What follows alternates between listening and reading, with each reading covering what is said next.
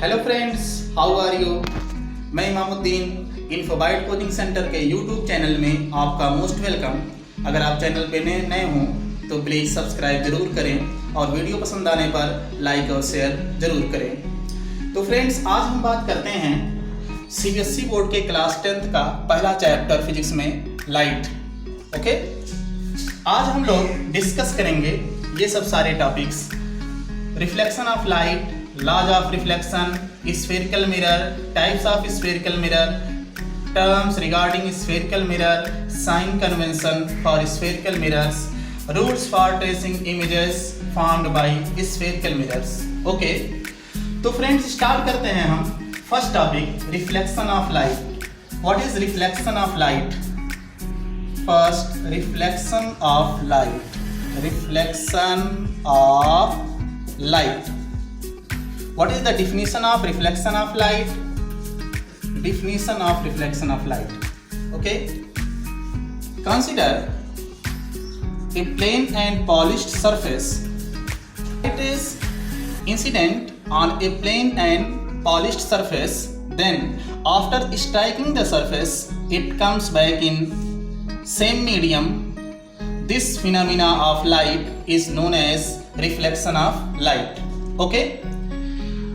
Draw a perpendicular on this point of incidence.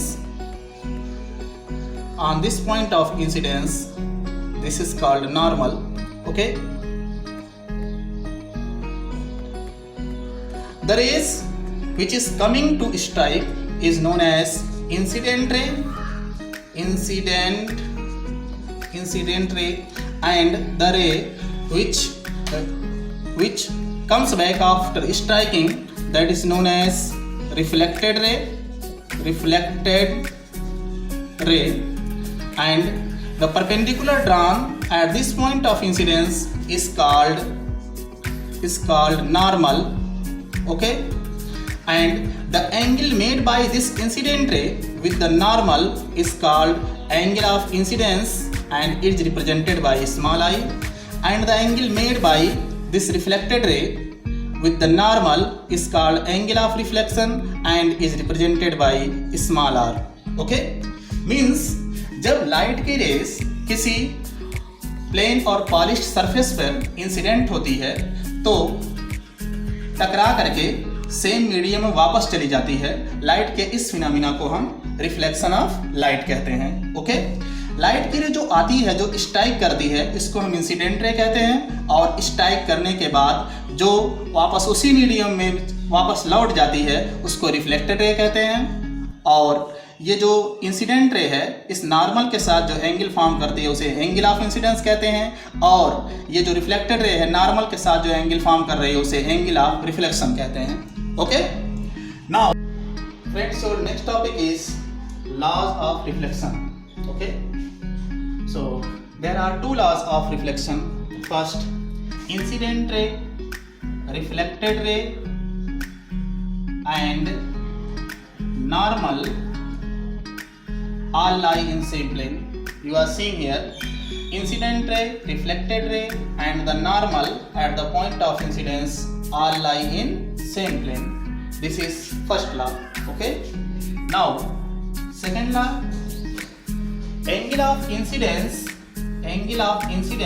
is equal to angle of reflection, means angle I is equal to angle R. ये आपके reflection के सिर्फ दो नियम हैं. Okay, now your next topic is spherical mirror. Spherical mirror and its types. Spherical mirror. Let us consider a hollow sphere of glass. Okay, and when we cut into two equal parts, then we will get like these two shapes.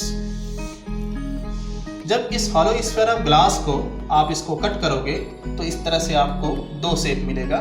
ठीक है. When we polish the outer surface, then what happens? This inner surface becomes reflecting surface. Okay, this mirror is called concave mirror. Okay, जब इसके outer surface पे हम polish कर देते हैं तो इसका इनर सरफेस रिफ्लेक्टिंग सरफेस बन जाता है, तो इस मिरर को कहते हैं कॉनकेव मिरर। ओके, जस्ट इसके अपोजिट, जब इसके अंदर वाले सरफेस पर when we polish the inner surface, then the outer surface becomes reflecting surface। जब इसके अंदर वाले सरफेस को हम पॉलिश कर देते हैं तो इसका आउटर सरफेस रिफ्लेक्टिंग सरफेस बन जाता है, और तब इस मिरर को कहते हैं हम convex mirror. Okay, convex mirror कहते हैं। ठीक, अब हम इससे रिलेटेड टर्म्स को डिफाइन करेंगे। इससे बहुत सारे रिलेटेड टर्म्स हैं, जैसे फर्स्ट पोल, उसके बाद centre of curvature, centre of curvature, radius of curvature, radius of curvature, उसके बाद प्रिंसिपल एक्सिस, प्रिंसिपल एक्सिस, इसके बाद एपर्चर, एपर्चर, उसके बाद principal axis, principal focus, principal focus, and then focal length, focal length. I will explain all these topics one by one. Okay? What is pole? Pole क्या होता है? This is concave mirror and this is convex mirror. The central point of the mirror is called pole. मतलब कि इस mirror का जो central point होता है, जो मिडिल पॉइंट होता है, जो बीच का पॉइंट होता है, उसको हम कहते हैं पोल कहते हैं। ओके, तो इसका जो मिडिल पॉइंट होता है वह पोल कहलाता है, and it is represented by the letter P। Okay, now centre of curvature, centre of curvature, ये क्या होता है? सेंटर ऑफ कर्वेचर, ये है आपका कॉनकेव मिरर, ये है पोल P, सेंटर ऑफ कर्वेचर। देखिए, centre of curvature, center of curvature is the center of that hollow sphere of glass of which this mirror is a part। मतलब center of curvature उस hollow sphere of glass का centre होता है जिसका ये mirror एक part है। Okay, इसको हम कंप्लीट करते हैं ऐसे डॉटेड लाइन से, ऐसे। तो इस hollow sphere of glass का ये जो मिरर है एक पार्ट है, इसका जो सेंटर है वही कहलाता है centre of curvature, and the centre of curvature is represented by C। Okay, your next topic is radius of curvature, radius of curvature. ये है आपका कॉनकेव मिरर, ये है pole. Radius of curvature of this mirror is defined as the radius of that hollow sphere of glass of which this mirror is a part. मतलब radius of curvature इस mirror का क्या होता है? इसका जो रेडियस ऑफ कर्वेचर है वह उस हॉलो स्फीयर ऑफ ग्लास का रेडियस होता है जिसका ये मिरर एक पार्ट होता है। ओके, अब इसको हम ऐसे जॉइंट कंप्लीट करते हैं। इसको कंसीडर करिए आप कि यह एक हॉलो स्फीयर ऑफ ग्लास है।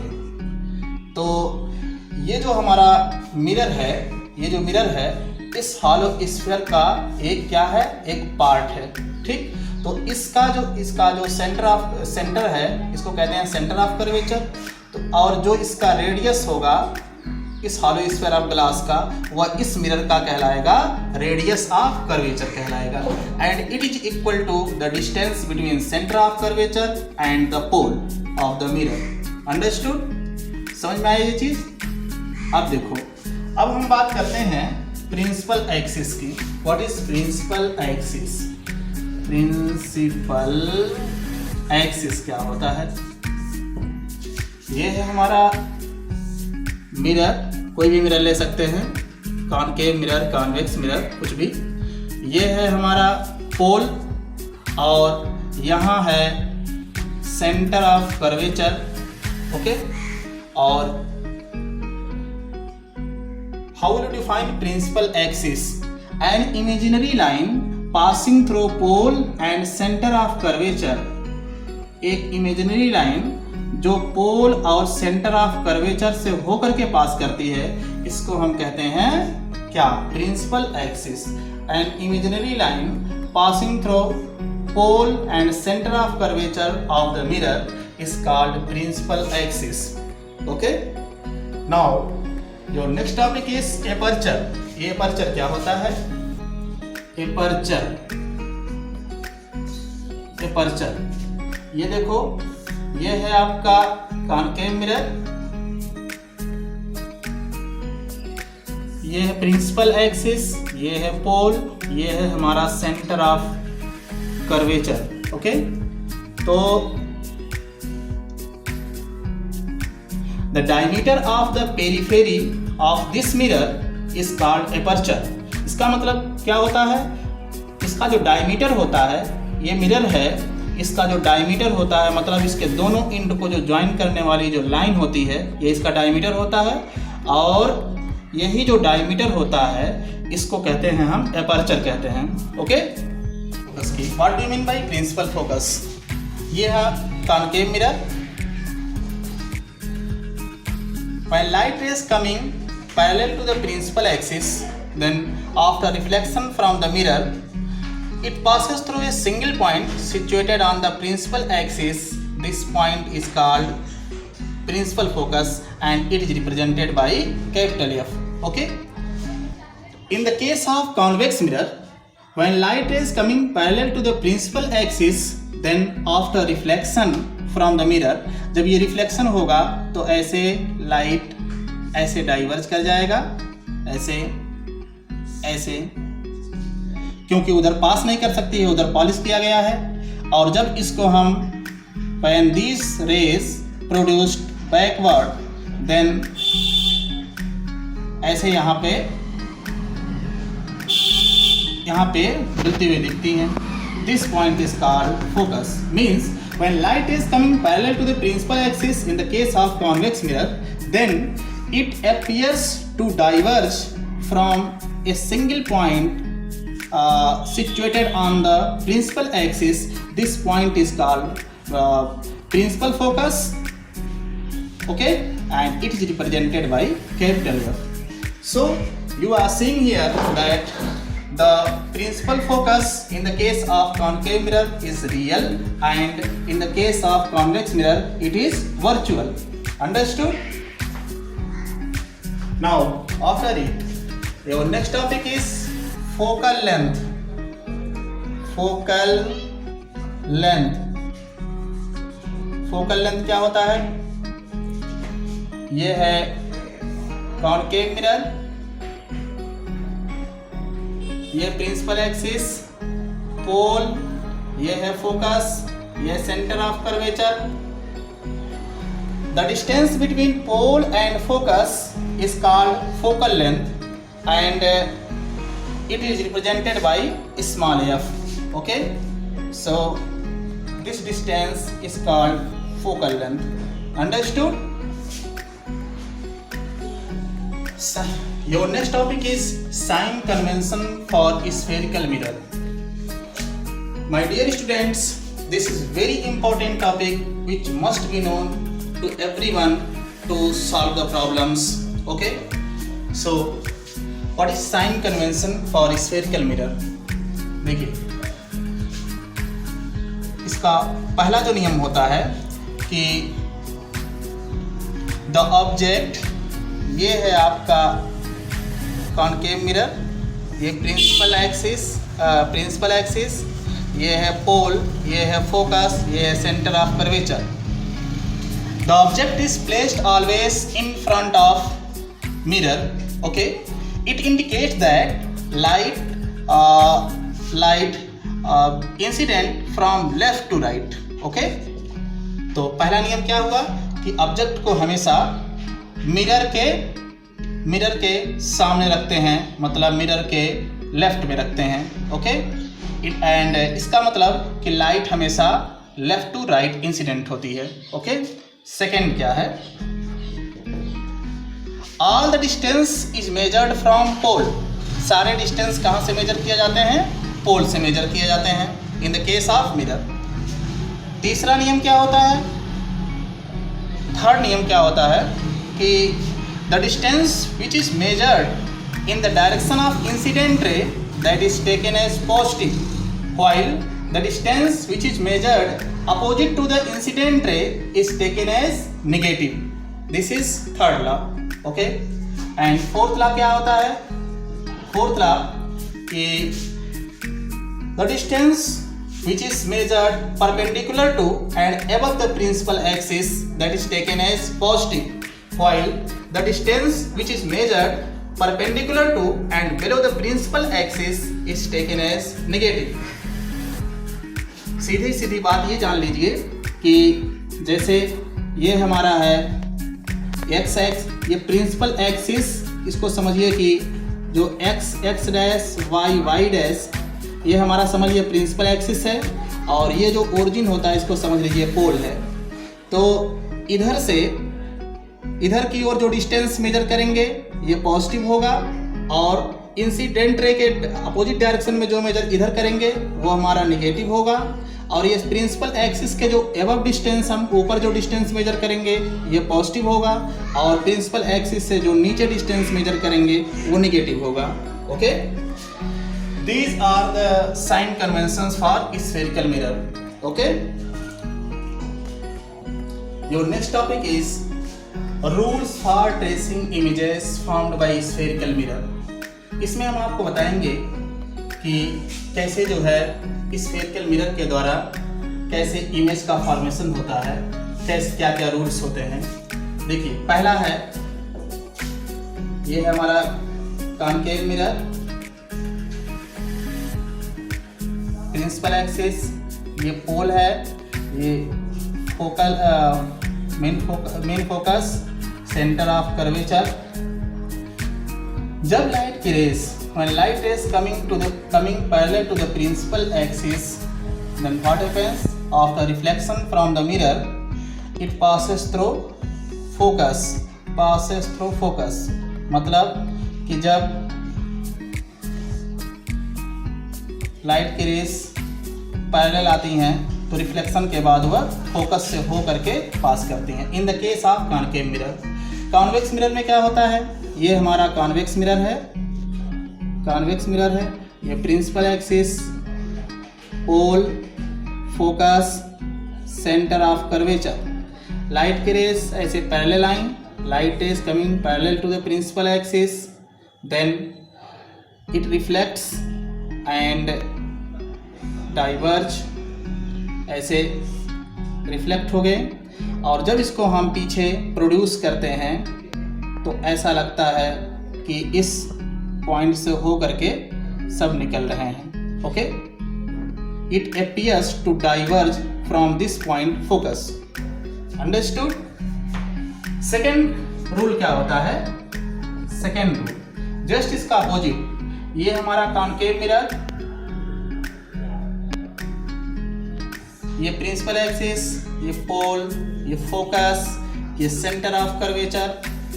जब लाइट की रेस फोकस से होकर के पास करती हैं, ऐसे फोकस से होकर के पास कर रही है, तो रिफ्लेक्शन के बाद प्रिंसिपल एक्सिस के पैरेलल ऐसे चली जाती है।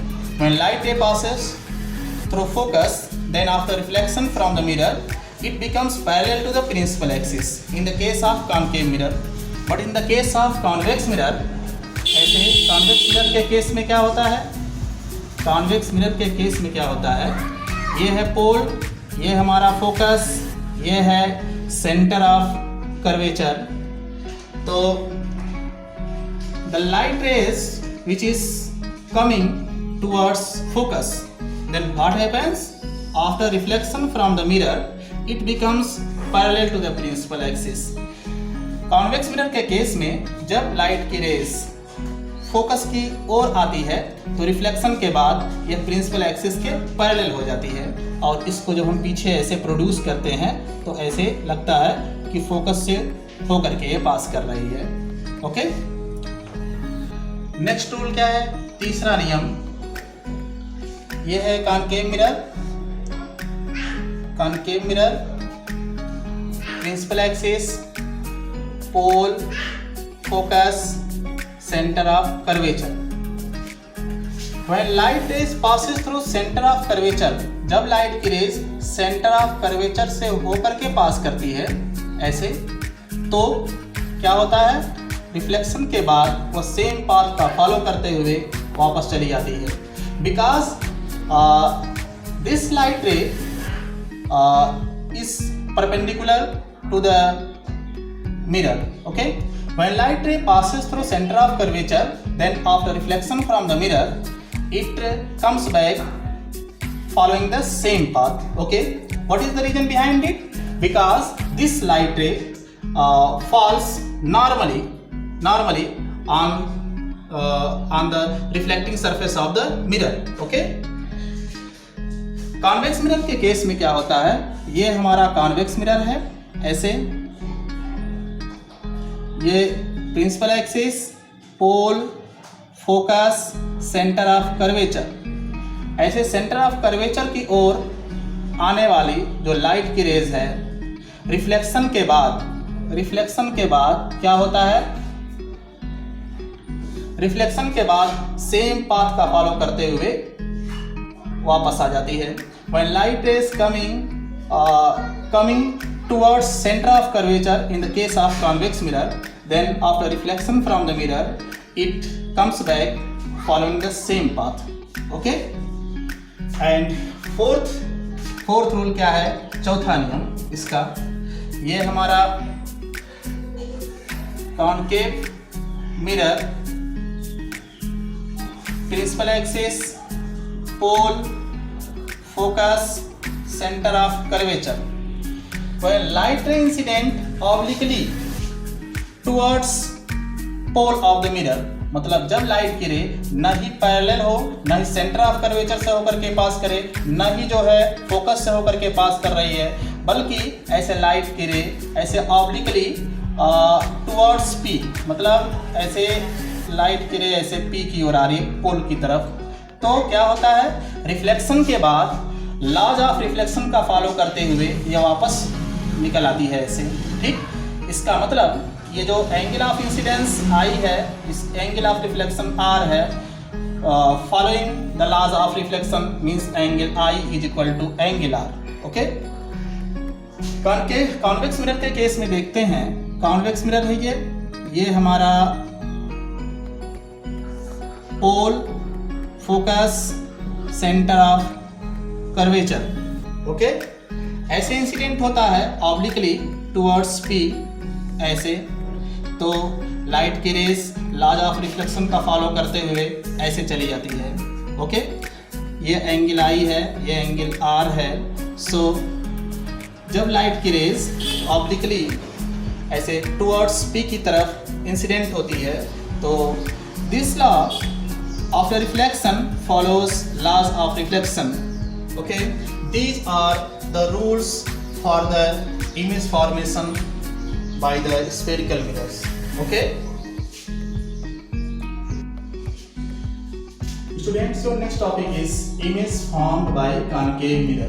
Okay, तो अब हम बात करते हैं कि concave mirror के द्वारा इमेज का फॉर्मेशन कैसे होता है, उसकी साइज क्या होती है, उसका नेचर क्या होता है। ओके, तो स्टूडेंट्स, concave mirror के द्वारा 6 केसेस में इमेज का फॉर्मेशन होता है। पहला केस हम लेते हैं, पहला केस है case number 1, when the object is at infinity, जब ऑब्जेक्ट क्या हो? इंफिनिटी पे हो। When the object is at infinity, तब उसका इमेज का फॉर्मेशन कैसे होता है देखिए ध्यान से। ये है concave mirror, pole, focus, centre of curvature. Light is coming from infinity parallel to the principal axis. जब लाइट की रेस इन्फिनिटी से प्रिंसिपल एक्सिस के पैरेलल इंसिडेंट होती हैं तो रिफ्लेक्शन के बाद आपको पता है फोकस से होकर के पास करती हैं, ऐसे फोकस से होकर के पास करती हैं। ओके, तो रिफ्लेक्शन के बाद रेस किस पॉइंट पर मिल रही हैं? ये मिल रही हैं फोकस पे। So the image formed in this case at focus, मतलब कि इसका इमेज का फॉर्मेशन कहाँ होगा?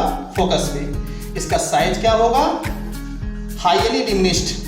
और इसका नेचर क्या होता है? इसका नेचर होता है चूंकि सारी रेज जो है एक पॉइंट पर आकर के एक्चुअली मीट करती हैं, इसलिए इमेज जो बनता है वह रियल एंड इन्वर्टेड होता है। सो क्या लिखेंगे हम? Position, size and nature. Position क्या लिखेंगे? At focus. और साइज क्या होगा? Highly diminished, highly diminished.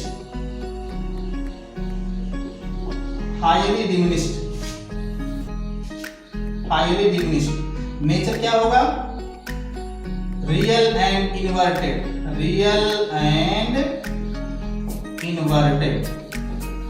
Okay, अब हम बात करते हैं सेकंड केस की। सेकंड केस क्या होता है कि when the object is placed beyond the center of curvature, तब क्या होता है? देखो second case, when the object is placed beyond the center of curvature, beyond the center of curvature, जब ऑब्जेक्ट को हम सेंटर ऑफ कर्वेचर से दूर रखते हैं क्या ऐसा इमेज बनता है? देखिए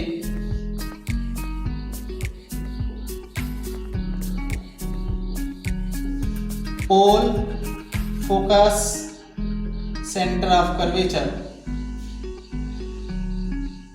ऑब्जेक्ट को ऐसे सेंटर ऑफ कर्वेचर से दूर रखते हैं। When the object is placed beyond the centre of curvature, तो लाइट की रेस ऐसे जो पैरेलल होकर के आएगी प्रिंसिपल एक्सिस के, आपको पता है फोकस से होकर के पास कर जाती है। ओके, ऐसे। और एक लाइट की रेज जो सेंटर ऑफ कर्वेचर से होकर के पास करती है, सेंटर ऑफ कर्वेचर से होकर के पास करेगी ऐसे ऐसे, क्या होगा? ये रिफ्लेक्शन के बाद सेम पाथ का फॉलो करते हुए फिर ऐसे निकल जाएगी, ऐसे सेम पाथ का फॉलो करते हुए फिर रिफ्लेक्ट हो जाएगी। ओके, बिकॉज इसका रीजन क्या होता है? क्योंकि ये नॉर्मल इंसिडेंट होती है। ओके, अब दोनों रेज रिफ्लेक्शन के बाद कहाँ पे मिल रही हैं? यहाँ पे मिल रही हैं। फिर यहाँ से परपेंडिकुलर डाल दीजिए, यहाँ से परपेंडिकुलर ऐसे डाल देंगे, यहाँ से ऐसे, तो क्या हो जाएगा? ऐसे इमेज का फॉर्मेशन ऐसे लिखते हैं ए बी, मान लीजिए ये है, तो ये हो जाएगा हमारा ए डैश बी डैश। ओके, आप यहाँ पे क्या देख रहे हैं? इमेज का फॉर्मेशन कहाँ हो रहा है? बिटवीन सेंटर ऑफ कर्वेचर, ये देखो सेंटर ऑफ कर्वेचर और फोकस के बीच में हो रहा है। इसका पोजीशन है और इसका साइज क्या है? Smaller than the size of object. इसका नेचर क्या है? Real and inverted. तो हम क्या लिखते हैं? पोजीशन,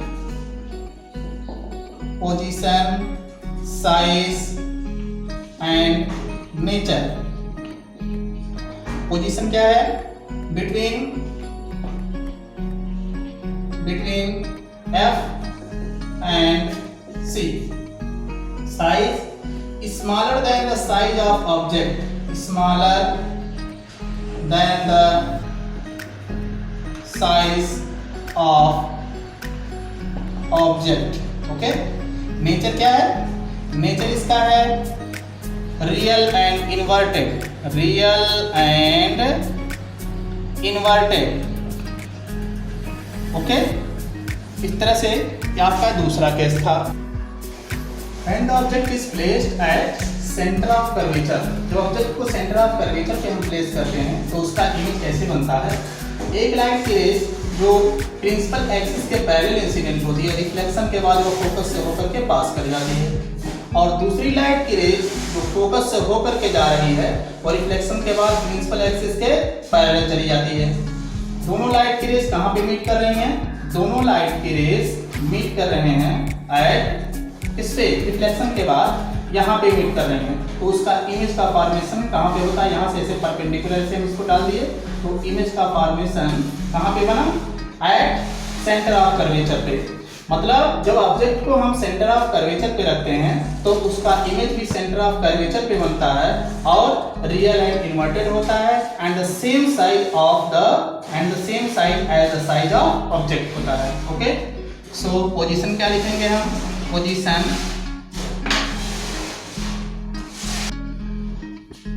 पोजीशन क्या होगा? At centre of curvature.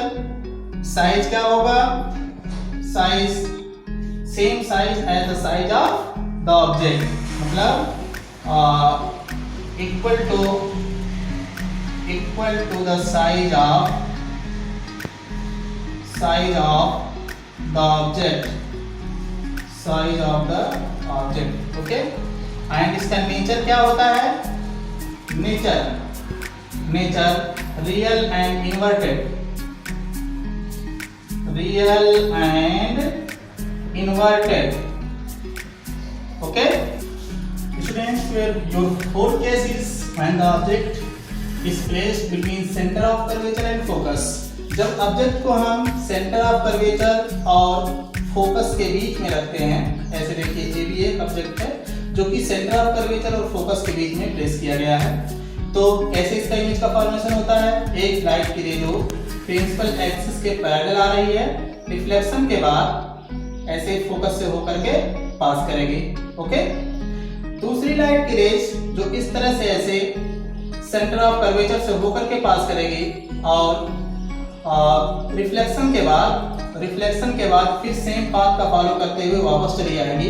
ये दोनों लाइट की रेज, ये वाली और ये वाली जो आ रही है, ये आपस में यहाँ पर इंटरसेक्ट करते हैं, मतलब मीट करते हैं, तो इस इमेज का फॉर्मेशन कहाँ होगा? इस पॉइंट पर होगा। फिर यहाँ से ऐसे परपेंडिकुलर हम ऐसे डाल दिए तो इसका इमेज का फॉर्मेशन ए बी का ए डैश बी डैश फॉर्म हुआ। इसका मतलब लिखते हैं हम position, size and nature. Position कहाँ बना? अब इमेज उसका बिटवीन नहीं, on position of image beyond centre of curvature. Okay, size क्या है? Larger than the size of object, larger than the size of object. Okay, and nature क्या होगा? Real and inverted, real and inverted. Okay, now तो पांचवा case हम बात करते हैं, पांचवा केस के बारे में। When the object is placed at focus. जब ऑब्जेक्ट को हम फोकस पे रखते हैं तो उसका इमेज का फॉर्मेशन कैसे होता है? देखिए, लाइट की रेज जो प्रिंसिपल एक्सिस के पैरेलल आती है, इंसिडेंट होती है, वह रिफ्लेक्शन के बाद फोकस से होकर के पास कर जाती है। ओके, जो दूसरी रे है जो सेंटर ऑफ कर्वेचर से होकर के पास करती है, सेंटर ऑफ कर्वेचर से होकर के पास करती है, इस मिरर से रिफ्लेक्शन के बाद वह उसी पाथ का फॉलो करते हुए, सेम उसी पाथ का फॉलो करते हुए वापस चली जाती है। ये दोनों लाइट की रेज रिफ्लेक्शन के बाद आप देख रहे होंगे कि पैरेलल होती हैं ये, और ऐसा माना जाता है कि ये दोनों लाइट की रेज इन्फिनिटी पे मिल रही होती हैं। ओके, तो इसका पोजीशन क्या होगा, इमेज का पोजीशन एट इंफिनिटी। साइज क्या होता है, much larger than the size of object,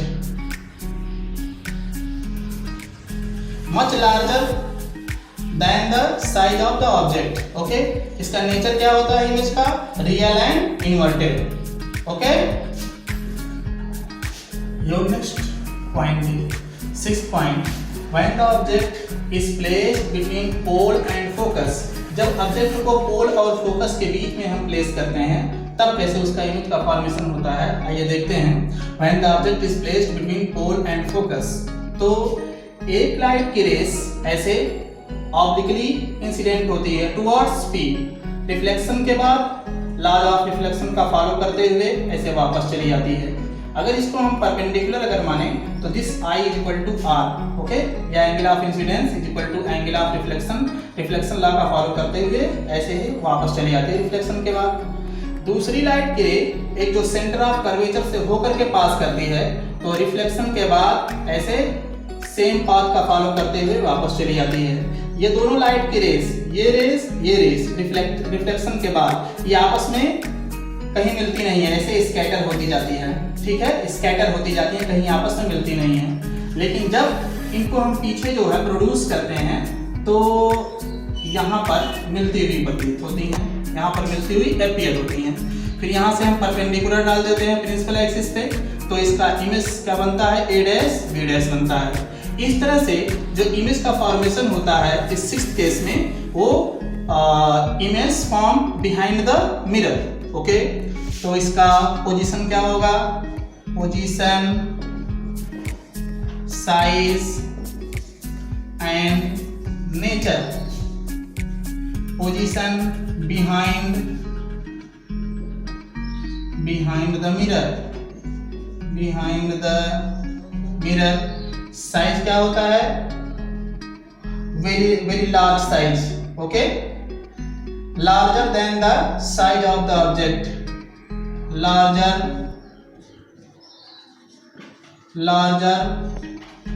than the size of object।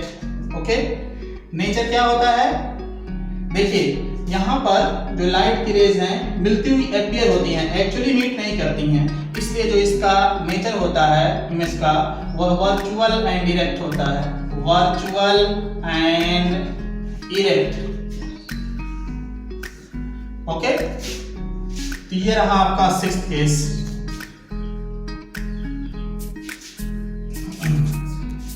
Your next topic is image formation by convex mirror. Okay, ये है आपका कॉन्वेक्स मिरर, ये पोल, फोकस, सेंटर ऑफ कर्वेचर। इसमें convex mirror के द्वारा 2 केसेस में image का formation होता है। First case, when the object is placed at infinity, जब ऑब्जेक्ट कहाँ पे हो, जब इंफिनिटी पे हो तो इमेज का फॉर्मेशन कहाँ पे होता है, इंफिनिटी से उस ऑब्जेक्ट से लाइट के रेज प्रिंसिपल एक्सिस के जो पैरेलल इंसिडेंट होती हैं, ऐसे इंसिडेंट हो रही है पैरेलल रेज, रिफ्लेक्शन के बाद रिफ्लेक्शन ऐसे रिफ्लेक्ट गई लाइट की रेज, इधर से रिफ्लेक्ट कर गई लाइट की रेज। जब रिफ्लेक्ट करने के बाद ये रिफ्लेक्शन के बाद जो लाइट की रेज है ये आपस में एक्चुअली नहीं मीट करती हैं, ऐसे स्कैटर होती जाती हैं। देखो ऐसे स्कैटर होती जाती हैं, लेकिन इनको पीछे बढ़ाने से, इन रिफ्लेक्टेड रे को पीछे जो है प्रोड्यूस करने से, देखो प्रोड्यूस करने से ये फोकस पर मिलती हुई अपीयर होती हैं, फोकस पर मिलती हुई दिखती हैं। ठीक है, तो इमेज का फॉर्मेशन कहाँ होता है, एट फोकस पे होता है। तो आइए देखते हैं पोजीशन,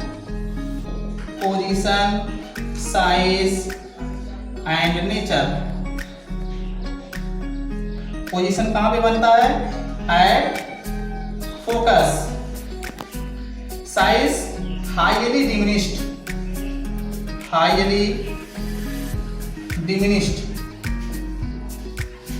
जब भी फोकस पे बनेगा तो साइज ऑफ इमेज बहुत ही छोटा होता है, हाईली डिमिनिश्ड। नेचर क्या होगा, सिंस ये जो लाइट की रेज है रिफ्लेक्शन के बाद मिलती हुई अपीयर होती हैं, ना कि एक्चुअली मीट करती हैं, इसलिए इसका जो नेचर होता है यह वर्चुअल और इरेक्ट होता है, virtual and erect. Your next case is when the object is placed anywhere between the pole and infinity. तो जब ऑब्जेक्ट को हम इन्फिनिटी और पोल के बीच में कहीं भी रखते हैं तो उसका इमेज कैसे बनता है, आइए देखते हैं। ये है आपका ऑब्जेक्ट, पोल और इन्फिनिटी के बीच में प्लेस किए इस मिरर के सामने। एक लाइट की रे जो प्रिंसिपल एक्सिस के पैरेलल ऐसे आएगी, वो रिफ्लेक्शन के बाद ऐसे रिफ्लेक्ट हो जाएगी ऐसे, और इसको पीछे जब हम प्रोड्यूस करेंगे तो ऐसे लगेगा ये फोकस से होकर के निकल रही है। ओके, दूसरी लाइट की रेस ऐसे इंसिडेंट हो रही है ऐसे, मतलब टुवर्ड्स सेंटर ऑफ कर्वेचर, तो रिफ्लेक्शन के बाद ये सेम पाथ का फॉलो करके वापस चली ऐसे आती है, ठीक है। और इसको जब हम पीछे प्रोड्यूस करते हैं तो ये सेंटर ऑफ कर्वेचर से पर आकर के यहाँ पे मिलती है। दोनों लाइट के रेस वर्चुअली कहाँ पे मीट करती हैं, इस पॉइंट पर मीट करती हुई दिखती हैं, ठीक है। तो इमेज का फॉर्मेशन कहाँ पे होता है, इमेज का फॉर्मेशन यहाँ पे होता है। फिर यहाँ से परपेंडिकुलर ऐसे हम डाल देते हैं तो ये हमारा a dash b dash is the image of the object AB, मतलब AB का जो है इमेज यह a डैश b डैश बनता है। फिगर में आप देख रहे होंगे कि इसका जो साइज है वह smaller than the size of object, and इसका पोजीशन क्या है, पोल और फोकस के बीच में हमेशा बनता है। ओके, तो हम लिखते हैं इसका position, size and nature. Position इसका क्या होता है, between pole and focus, and size smaller than the size of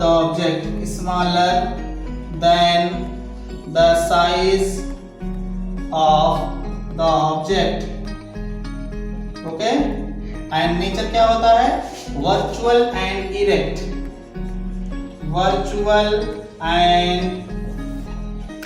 erect, understood? अब हमारा नेक्स्ट टॉपिक है मिरर फार्मूला। मिरर फार्मूला क्या होता है, so 1/v plus 1/u is equal to 1/f is called mirror formula. 1/v plus 1/u is equal to 1/f, इसको हम कहते हैं मिरर फार्मूला। इसमें u v f क्या है, u होता है distance of object from pole, okay, distance of object from pole. p क्या होता है, distance of image from pole. f क्या होता है, फोकल लेंथ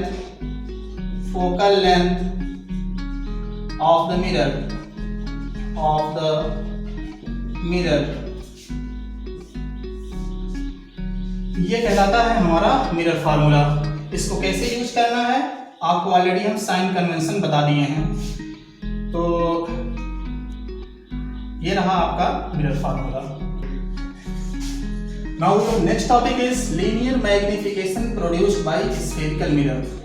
क्या होता है ये लीनियर मैग्निफिकेशन, जैसे किसी भी मिरर के सामने जब हम ऑब्जेक्ट को प्लेस करते हैं तो उसका इमेज या तो वर्चुअल बनता है या तो उसका रियल बनता है इमेज, ठीक है। तो क्या होता है, इसका डिफिनीशन क्या होता है, लीनियर मैग्निफिकेशन का डिफिनीशन क्या होता है, लीनियर मैग्निफिकेशन, इसका डिफिनीशन क्या होता है,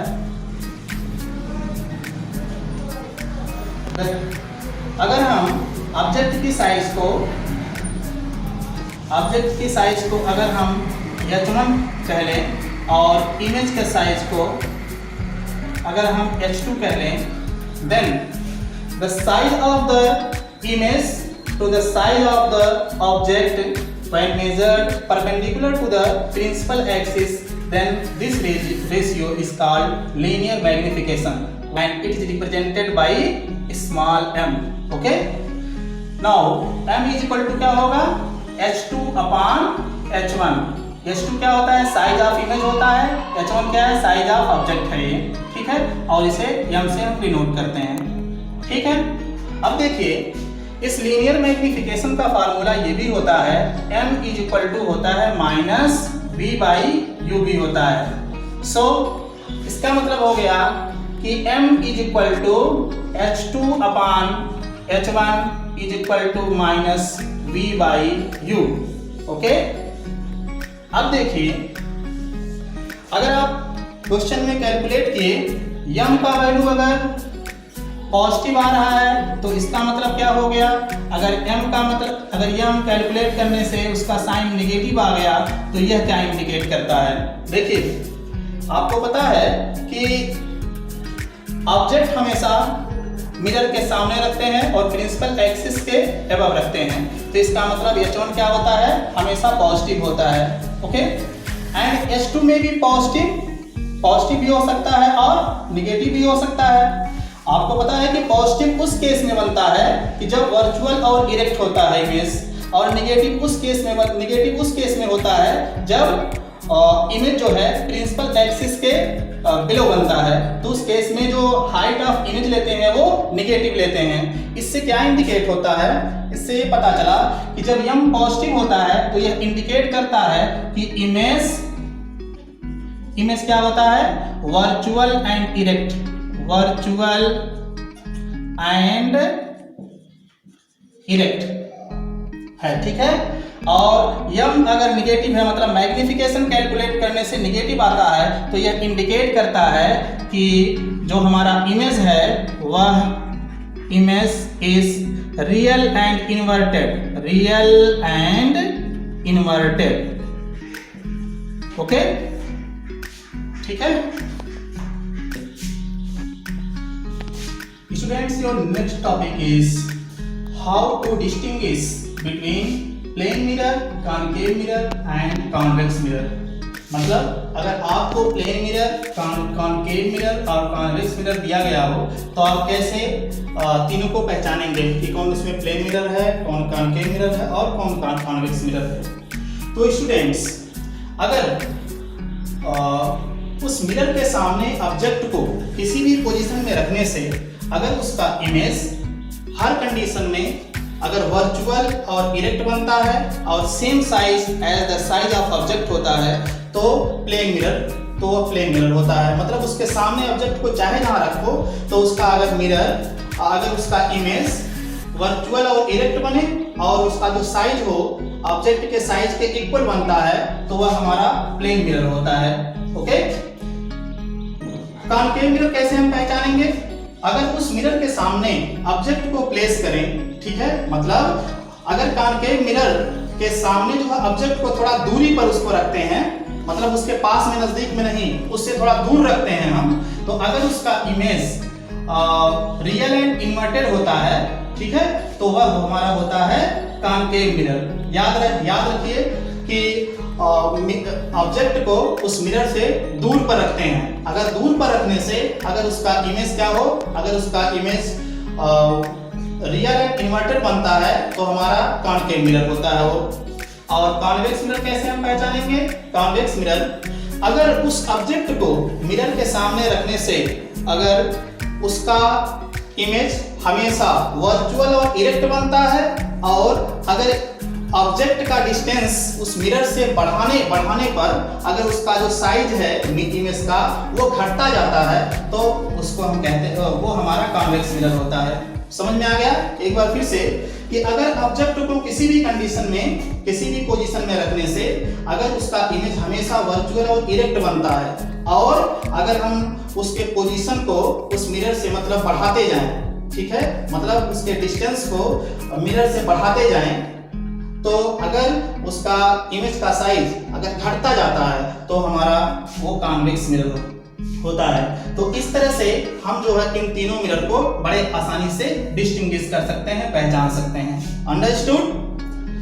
तो स्टूडेंट्स आज के इस वीडियो में बस इतना ही, मिलते हैं हम अगले वीडियो में। Okay.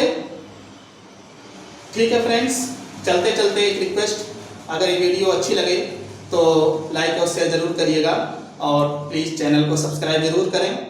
Thank you very much.